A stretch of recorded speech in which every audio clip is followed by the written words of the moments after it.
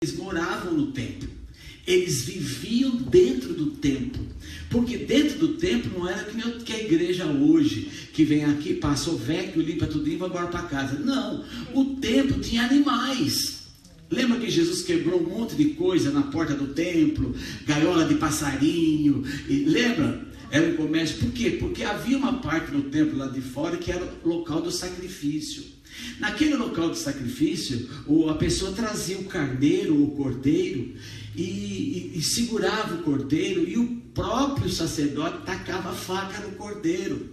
E você imagina, você já foi no matador? Você já entrou, viu como é que é o matador? A frente do templo era semelhante ao matador, gente. Você imagina matar 2, 4, 10, 20 cordeiros num dia, nesse tempo, como é que ficava isso? E depois tinha que limpar tudo isso. Tinha que desinfetar tudo isso. Então havia uma equipe para isso. Só que essas pessoas comiam e bebiam. Essas pessoas tinham suas vidas comuns. Então essas pessoas tinham que viver do templo. Então não podia faltar o que? Alimento. Eles comiam certa parte do sacrifício, mas eles comiam outra coisa, como nós não comemos carne, comemos arroz, comemos feijão. Eles também comiam, se vestiam. Então eles eram pagos para isso. Então traga os dízimos todo ao depósito do templo, que havia um lugar chamado tesouraria do templo, para que haja alimento na minha casa. Porque com esse dinheiro eles compravam todos os acessórios necessários. E depois o Senhor diz, depois que você fizer isso, ponha-me à prova. Quer dizer, pode provar. Diz o Senhor dos Exércitos, veja se não vou abrir as comportas dos céus e derramar sobre vocês tanta bênção que não terão onde guardá-la. Hoje, você fala assim, então pastor, hoje na igreja não precisa. Gostaria que não precisasse. Só de você estar aqui dentro já está gastando dinheiro, eu também. Porque hoje em dia nós temos luz elétrica e nós pagamos. Nós temos no inverno heater, nós pagamos. Nós temos no verão ar-condicionado, nós pagamos. Nós temos seguro aqui, vocês todos estão segurados aqui dentro e nós pagando. Nós temos esse prédio, nós pagamos o morte desse prédio, paga por mês. Então tem mais o subsídio do pastor. Se a igreja fosse grande, teria uma secretária. Se fosse maior, vamos supor, se a igreja tivesse 5 mil membros, amém, a tesoureira teria que trabalhar 24 horas aqui dentro, porque uma igreja com 5 mil membros, todo mundo dizimista, a quantia era muito, ela não podia ter um emprego. Então nós iríamos fazer o quê? Ia ter uma sala só para a tesoureira ficar o dia todinho aqui, ela ia cuidar só, aí ela teria que ter salário também. Aí tinha uma secretária que tinha que cuidar também, tinha que ter salário. Tudo, conforme vai crescendo a igreja, vai crescendo as despesas. Amém? Então Deus providenciou os dízimos e as ofertas para manter isso. Quando a gente passa em frente de uma catedral dessas grandes, a gente fala assim, nossa, mas meu Deus, imagina a despesa que tem aquilo, gente. Quando eu entro no hotel, quando nós fomos ver o hotel para o encontro de casais, eu falei para o Marquinhos, para nós estávamos, nossa, meu Deus, o que é hotel grande? Imagina a despesa disso. A gente entra no hotel, entra no quarto, a gente não imagina quanta gente existe para manter aquilo limpo, para manter aquilo arrumado, para manter aquilo organizado. Imagine como que tem isso. Então tudo custa muito caro. Então para isso que Deus coloca no meio do povo o dízimos e oferta, para manter a casa. Amém? Para que ela possa se manter. Hoje mesmo, ontem o Rafael estava em casa e ele foi convidado para pregar num encontro de jovens que vai ter, jovens americanos, e ele toda quarta-feira agora está ministrando aí para os jovens. Ele falou, pai, quando o senhor tinha serviço paralelo, como é que o senhor fazia para preparar a mensagem?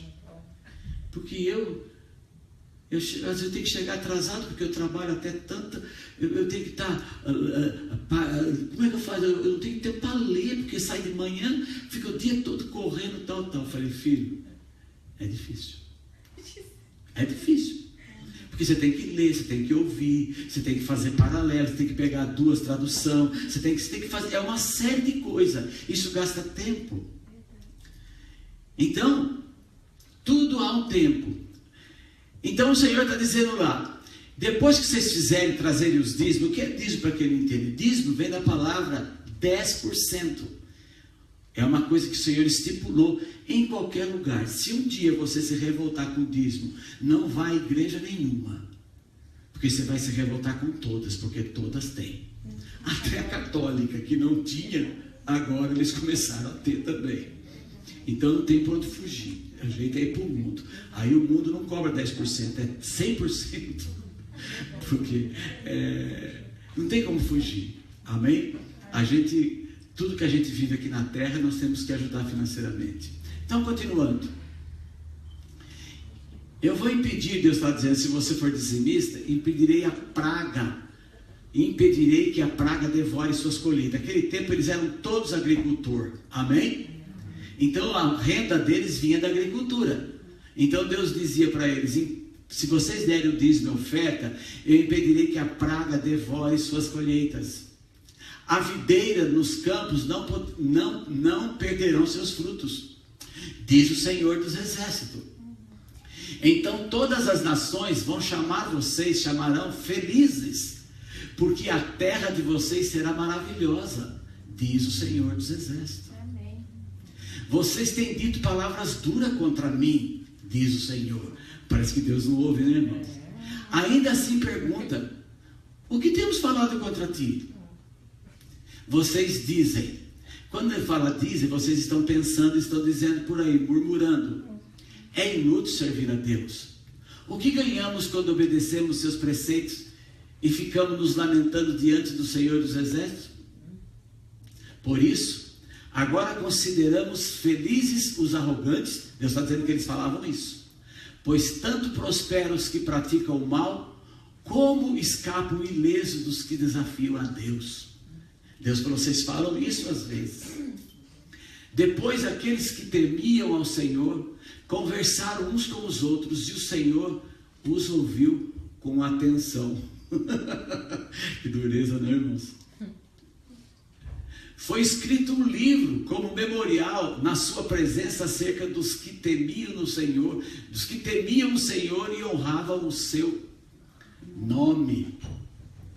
No dia em que eu agir, diz o Senhor dos Exércitos, eles serão o meu tesouro pessoal. Eu terei compaixão deles, como um pai que tem compaixão dos filhos que lhe obedecem. Ele disse assim: olha, foi escrito um livro para que vocês saibam quem eu sou. Que livro é esse? A Bíblia. A Bíblia.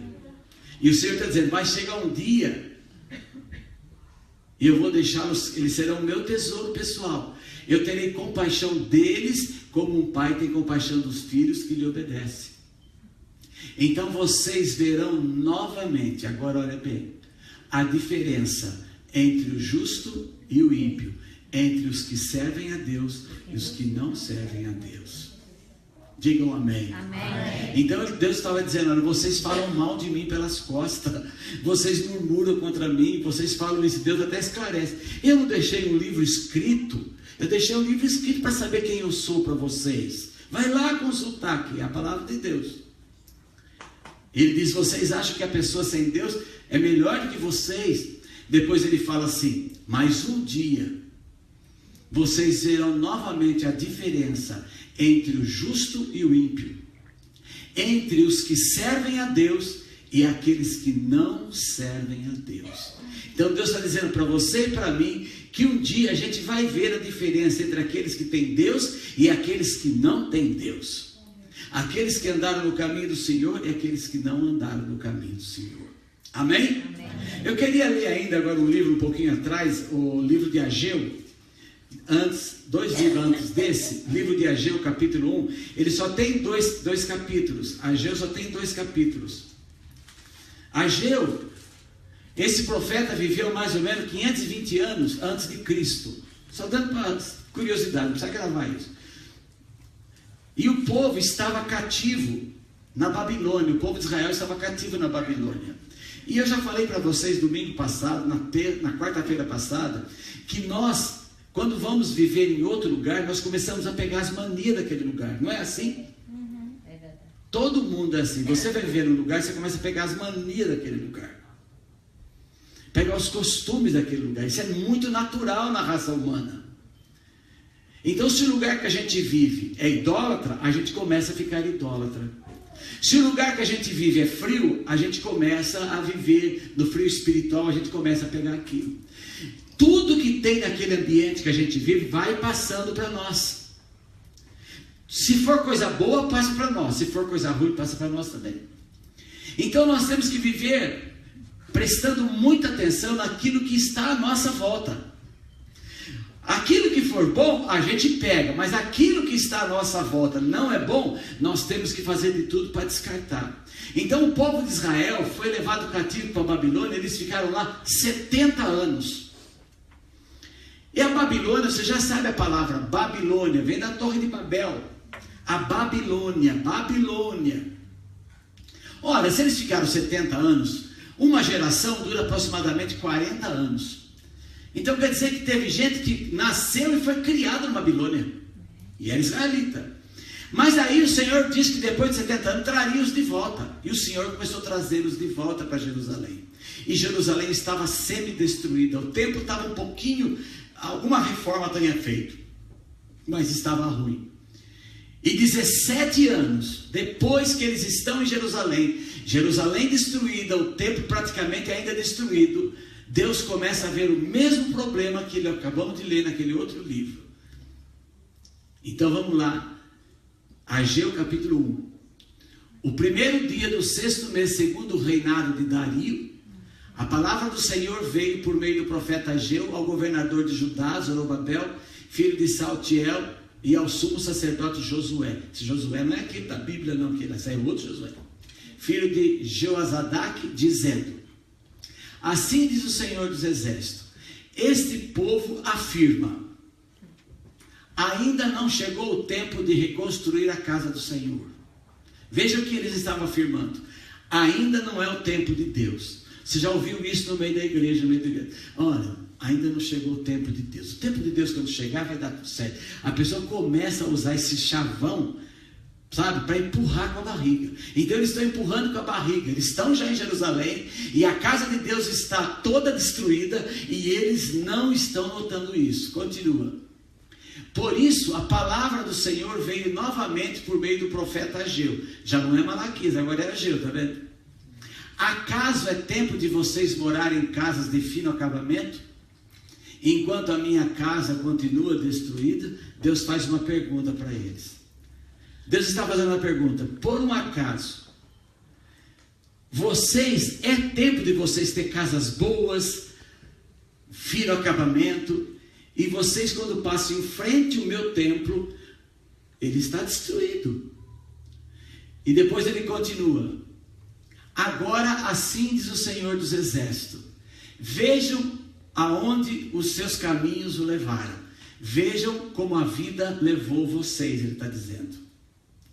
Vocês têm plantado muito. Leia. Vocês comem. Vocês bebem. Vestem-se. Aquele que recebe salário. Deus está dizendo: olha, note bem.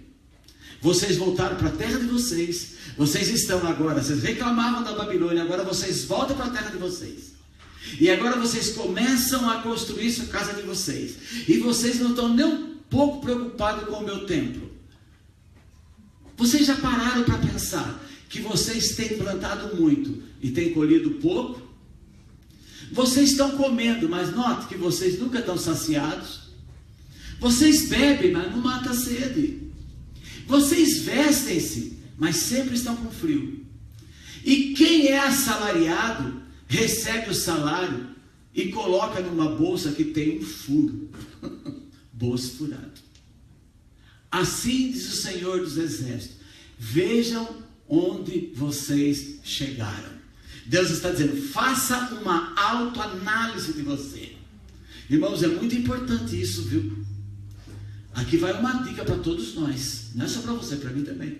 Nós de vez em quando temos que fazer uma autoanálise em nós. Nós temos que olhar para nós. Nós que somos imigrantes, estamos num país de primeiro mundo. Milhões querem estar onde nós estamos, vocês sabem disso. Eu recebo mensagem direto de pessoas que querem vir morar aqui. Ainda mais agora com essa situação do nosso país. Nossa, irmãos, todo mundo quer vir morar na América. Claro. Por que tão errado? Não, tem que quer viver. E não tem condição de vir. Outros porque não ganham o visto, outros porque há uma série de coisas que vocês sabem melhor que eu. E nós estamos aqui. E nós estamos no país mais rico do mundo. Não tem país mais rico do que esse. Esse país é um país super organizado. Aí vem a pergunta: então por que eu não prospero? Quando eu estava no Brasil, é porque era o Brasil. Porque o Brasil era isso, porque o Brasil era aquilo, porque o Brasil era aquilo. Bom, e agora? Qual é a desculpa agora que nós vamos arrumar? E o que a gente tem que fazer, pastor? Autoanálise. Deus está mandando eles fazer uma autoanálise. Olha o finalzinho do versículo. Vejam onde os seus caminhos o levaram. Veja onde vocês chegaram. Volta o versículo, Gui, por favor. Vocês têm plantado muito, quer dizer, têm trabalhado muito, mas têm colhido pouco. Vocês comem, mas não se fartam. Vocês bebem, têm água para beber, mas não satisfazem. Vocês se vestem, mas não se aquecem. E quem recebe o salário, recebe para colocá-lo em bolsas furadas. Quer dizer, entrou, vai embora. Assim diz o Senhor: faça um exame da sua vida. É isso que Ele quer dizer. Subam ao monte para trazer madeira.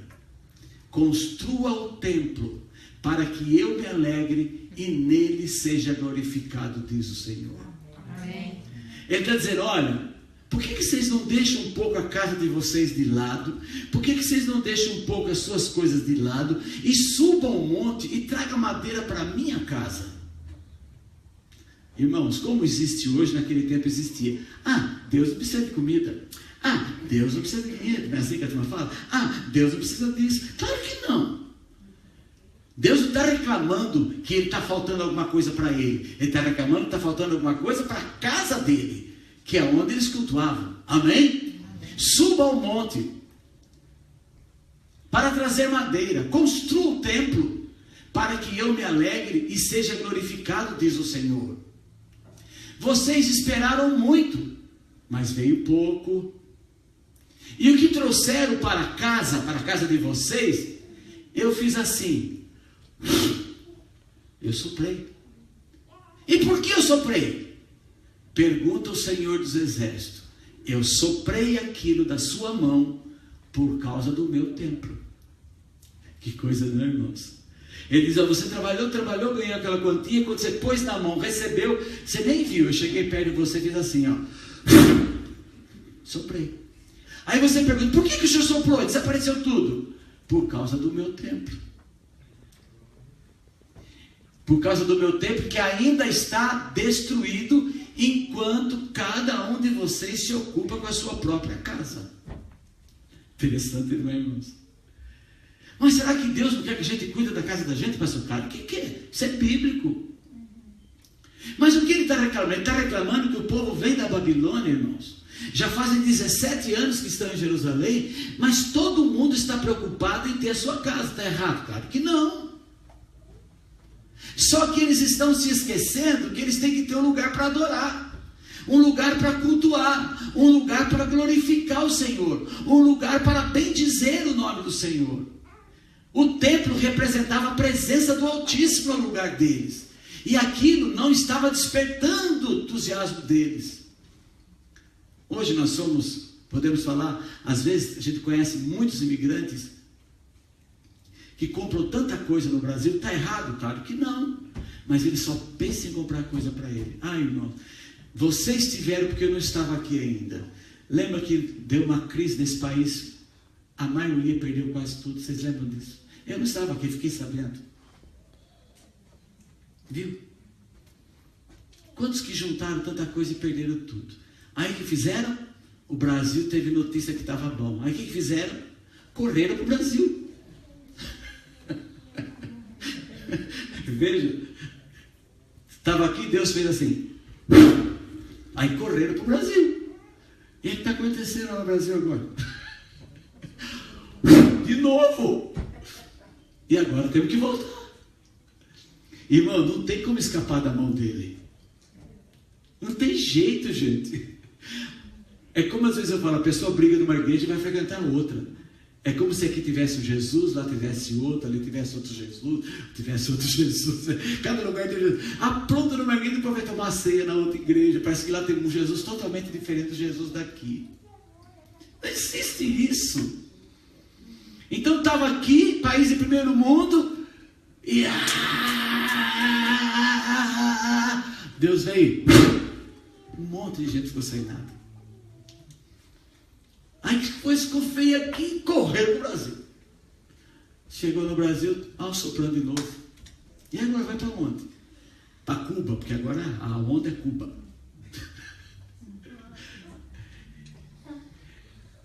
Que ainda o templo está destruído enquanto cada um de vocês se ocupa com a sua própria casa. Por isso, por causa de vocês, olha, irmão, a culpa é de vocês. O céu reteve o orvalho, a terra deixou de dar seu fruto, nem campos e nos montes provoquei uma seca que atingiu o trigo. Eles são todos, o que eu falei? Agricultores. Atingiu o trigo, o vinho, o azeite, tudo mais que a terra produz, e também os homens e o gado. O trabalho das mãos de vocês foi prejudicado. Por causa de quem? Volta ao versículo 10. Por isso, por causa de vocês. Onde está o problema? Esses dias eu vi na internet, achei fantástico, irmão. Todo mundo fala mal da corrupção no Brasil, muita corrupção, muita corrupção. Um repórter foi na rua, acho que vocês viram esse vídeo. Nossa, que vergonha, irmãos. Chegou para o cara assim, olha, você é contra o impeachment da Dilma? Ah, eu sou, tal. Olha, quanto você quer? R$200 para você dizer que você é a favor da Dilma, a presidente Dilma. Você gravaria de novo? Cara, bora. Pegou? Escuta, você é contra? Não, sou a favor da Dilma. Não, está fazendo um bom trabalho, tal. Aí ele foi entre todos mudaram, quase a maioria mudaram, irmão, por causa de R$100, por causa de R$200. Aí depois o próprio repórter chegou e falou, como é que você quer que o governo do seu país seja não corrupto, se você se corrompeu por R$100? Não, é diferente. Que diferente? Aí aparece um menino andando na rua, com o celular no bolso de trás do Brasil, e com uma nota de 100 perto do celular. Escutem bem. E a câmera escondida. Ele está andando assim, ele pega o celular e, propósito, deixa os R$100 cair.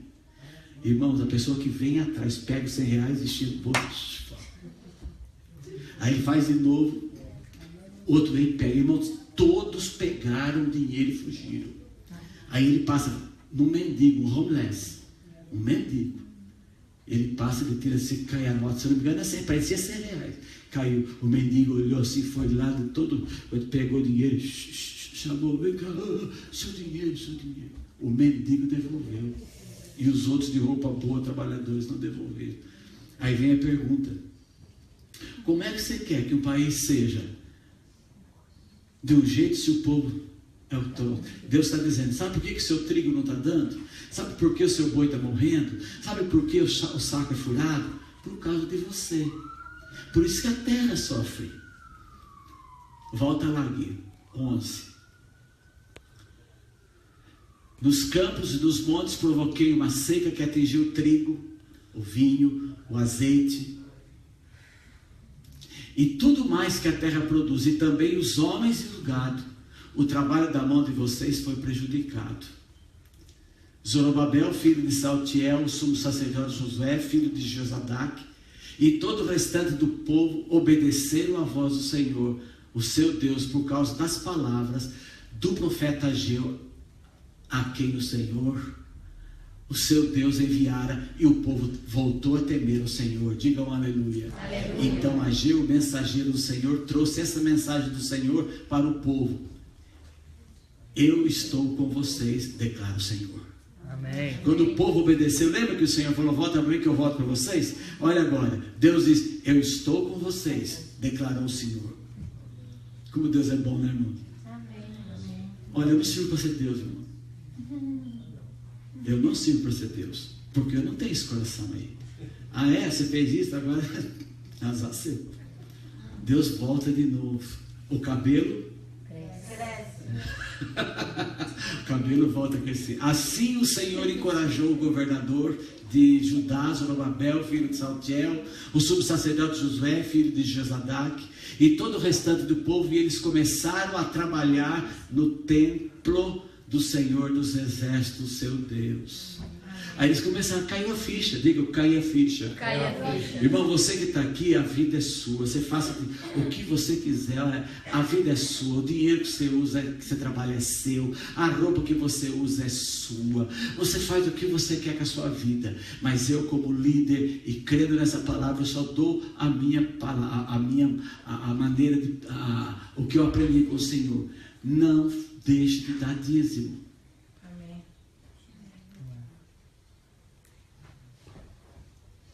Ah, pastor, mas não deixe de dar dízimo. Não é coisa de igreja quadrangular. Não é coisa de igreja de Assembleia de Deus. Não é coisa de igreja católica. Não é coisa de igreja batista. Não é coisa de igreja. Isso é coisa de Bíblia. Amém? Assim o Senhor encorajou. Peraí, que foi? Assim o Senhor encorajou o governador de Judá, Zorobabel, já lemos, né? A trabalhar no templo do Senhor, do Senhor Deus. No 24º dia do 6º mês do 2º ano do reinado de Dario. Terminou? Digam amém. Amém. Então quando Deus falou para eles, alertou eles, a ficha caiu. Então eles começaram a lutar por o templo do Senhor. Irmãos, as promessas de Deus, uma boa parte delas, elas são, como é que eu falo a palavra? Elas são promessas, me ajuda, condicionada, isso, condicionada. Tem promessa que não é condicionada, você vai receber e acabou. Por exemplo, qual é a promessa que não é condicionada? O sol que vai nascer amanhã, o sol é a bênção? Você não precisa fazer nada, ele vai nascer. Amém? Quando vai chover, se você precisa de uma chuva no seu quintal, não está condicionada a nada, pode ficar tranquilo, quando cair a chuva você vai receber. Amém? Amém? Gravidez. Casei, quero ficar grávida. Se você tiver saúde, o marido, tudo bem, pode ficar tranquilo. Não tem condição não. Você vai virar mãe. Amém? Você vai virar pai. Não está condicionado. Mas tem bênção na Bíblia que está condicionada. Por exemplo, o dízimo está condicionado a alguma coisa. O que é? Tem uma condição para ser feita.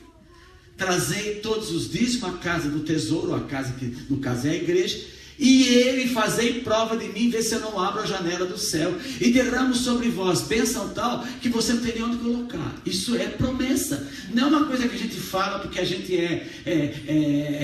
quer falar de dinheiro. Você sabe que eu não sou de falar de dinheiro, mas porque é a verdade. Nós temos que fazer uma coisa na nossa vida, que o nosso dinheiro faz parte da nossa adoração a Deus. Amém, irmãos? Volto a repetir o que eu falei e vou repetir. O quê? O dinheiro é seu, a vida é sua, a roupa que você usa é sua. Se você quer andar as mulheres querem andar com o seio de fora, com as pernas de fora, isso é problema de cada mulher. Agora, biblicamente, você não pode fazer isso. Agora, quer fazer, o problema é seu. Amém? Então tem um monte de coisa que a Bíblia diz, não faça. Agora a pessoa quer fazer, faça, tudo bem. Aquele que é cristão não deve fumar, não deve beber, não deve viver em maus companhias. Mas eu quero ver. Tudo bem, vai viver, a vida é sua. Todo cristão deve ser dizimista, deve ser ofertante. O dinheiro dele, tanto o pastor também, todo mundo, o dinheiro dele, ele tem que saber que 10% de tudo que ele ganhar não é dele, é da obra de Deus. Aí você fala, pastor, mas se eu não quero ser dizimista, eu posso frequentar a igreja? Claro que pode. E será que eu vou ser abençoado? Vai. Um monte de coisa você vai receber sem ser dizimista. Mas um monte de coisa que vem através do dízimo você não recebe. E você corre um grande risco de perder tudo lá na frente.